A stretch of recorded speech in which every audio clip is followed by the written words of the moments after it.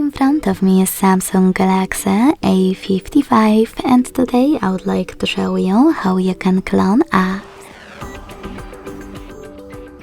First of all, go into Settings and scroll all the way down to access Advanced Features.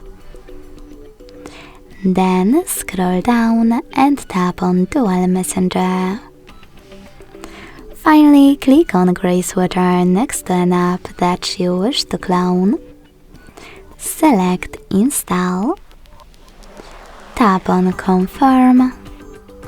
And decide if you wish to use a separate contact list by clicking on this sweater. If you don't, hit Next. And tap on OK.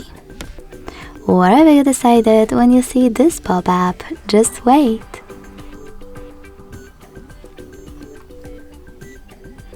As you can see, after a couple of seconds, my app was successfully cloned. To get rid of this clone, you can always go back to the same settings and click on No Blue Sweater.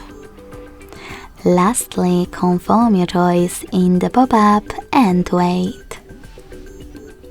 Thanks so much for watching. If you enjoyed this video, don't forget to leave a like, comment and subscribe.